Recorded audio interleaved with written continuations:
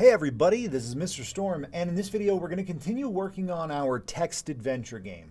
But there's one thing I want to do that I've been thinking about this. We have a game loop function down here, which is going to be running over and over again.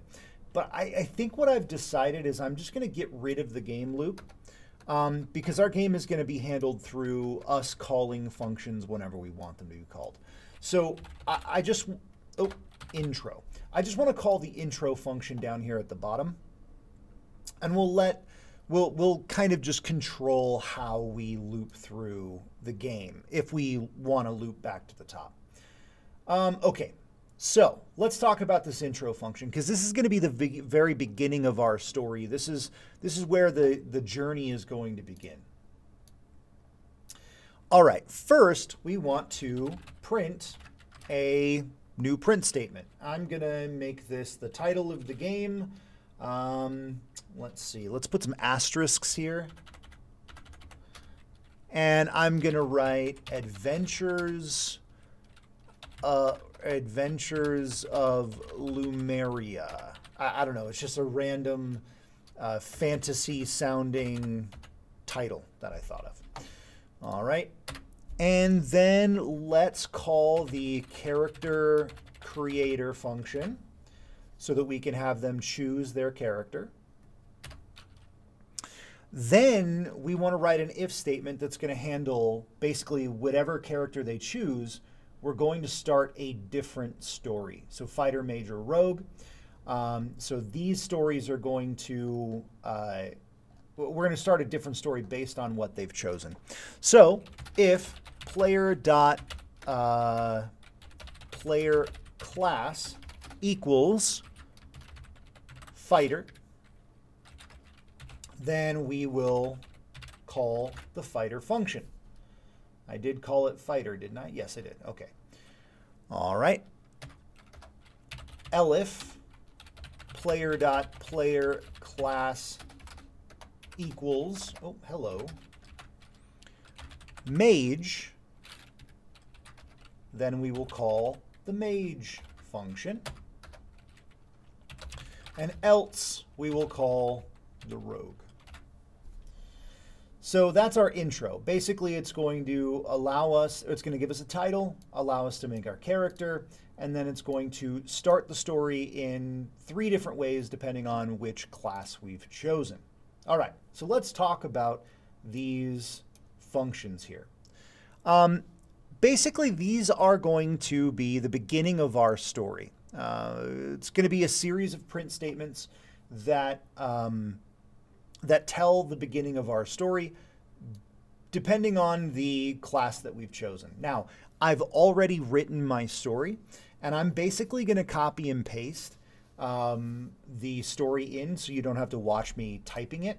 So let me go ahead and grab the first part of the story, and then I will explain real quick. Okay, so let's paste this in. All right.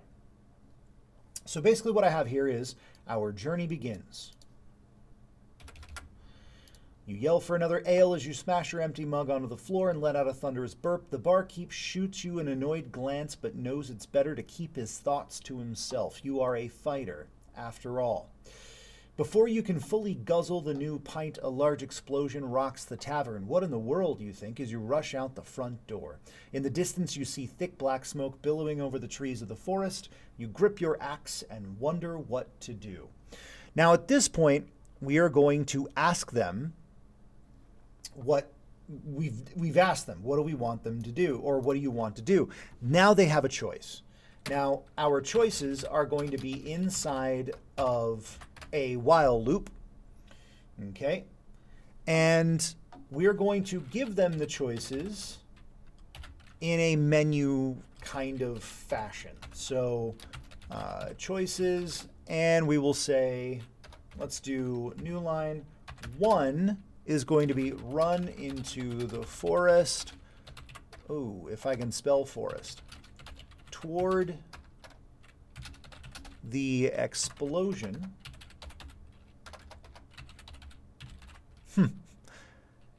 Or 2 is going to be go back to the tavern. Okay, so 1 is going to be run to the forest, 2 is going to be go back to the tavern.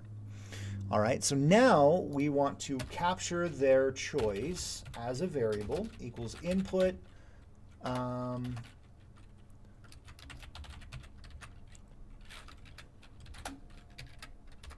And we're just going to keep it as a string. Even though they're typing 1, we're going to keep it as a string. That way, if you want to add other keywords in, you can just use the keywords.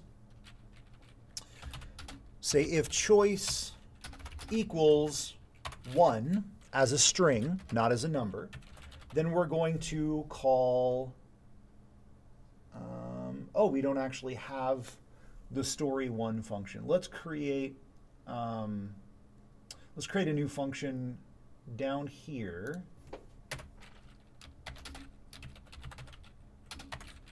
This is going to be the first part of the story. Story1.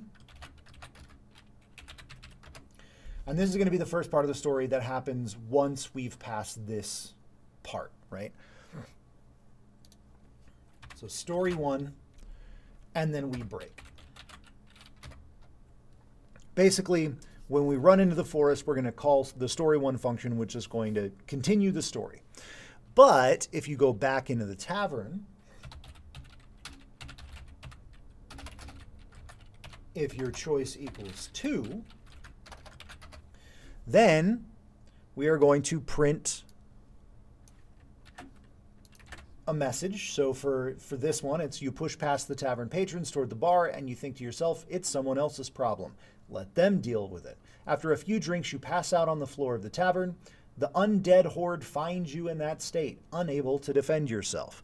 Ooh, so there's some zombie stuff going on. Now, when that happens, we want to call the death function. And for this, we're basically just going to have a message that says, you know, you died in our death function. So let's see. Let's print.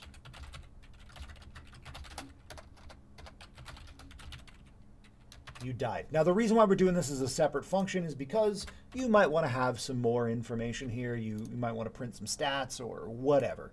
You can make it more complicated if you want. I'm just going to keep it with you died. And that's essentially how this this first part goes, right? And it's going to be the same thing for all 3 of them. I'm going to go ahead and copy and paste into the mage story. The thing that's going to be different is the actual story itself, right? So this is all going to be different, except for this part. We want this to be the same, although instead of axe, it'll be, for the mage, staff, and then run into the forest, or whatever the mage's response is going to be. So basically, I'm just deleting the things that are going to be different. This is going to be different. Now we just need to write the mage's story here. We'll do the same thing for the rogue. Oh, let's make sure that our indentation is correct. And instead of you grip your staff, you grip your bow.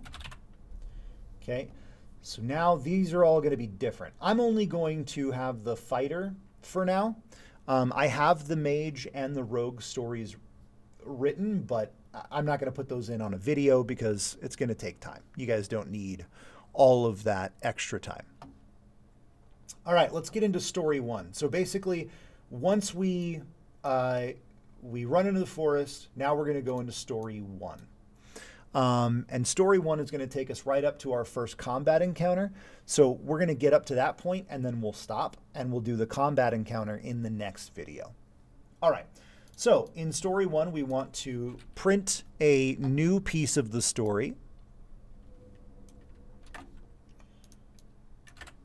So we're going to say, running through the forest, you hear shouting in the distance. As you breach through a clearing, you see 3 people standing around a stone pedestal. They are all wearing black robes. The pedestal is charred black, and it has what looks like a burned corpse on top. One of the men in robes is yelling at the other 3. What do you do?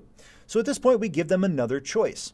Now, we're going to do this in a while loop again, because we want to be able to make sure we get the correct response, or a response we're looking for. So while true,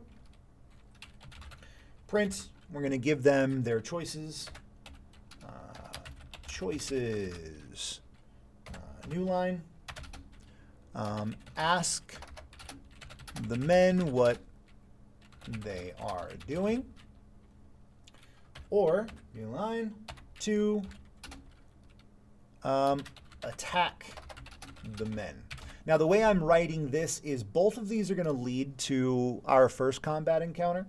But at least when you ask them what they're doing, it's going to give a message before we jump straight in to the fighting. Okay. And now you can change it so that they actually do some damage to you if you ask them what they're doing. If you don't attack them first, maybe they do some damage because they attack you first. It's completely up to you. But you'll see how we're handling this in just a second. So let's capture their choice. Choice equals input choice. And we'll say if choice equals 1, then we'll print a message. Oh, let's actually just copy and paste. You shout toward the men, they all turn toward you, look at each other, and then lunge forward to attack. And then we're going to call our combat function here. Okay. Elif choice equals 2. Then we're just going to go straight into combat. Okay. Else, we'll say, I don't recognize that response.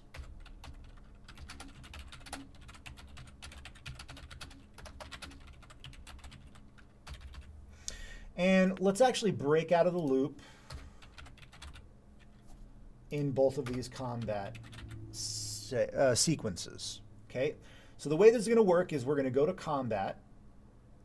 Then in our combat function, we're going to do some other things, and we're going to continue on with the story. Okay, so yeah, so that's basically it for story 1. So what we're writing in this portion of the project is we're going to write the opening of each 3 of our classes.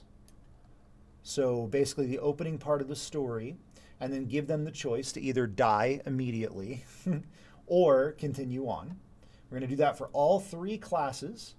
And then in story 1, we're going to print the next part of the story, and we are going to give them the choice to either talk to the people or jump straight into combat. Both of those are going to lead us into our first combat scenario, which we're going to write in the next video. All right, well, that's pretty much it. Thank you for paying attention, and I'll see you next time.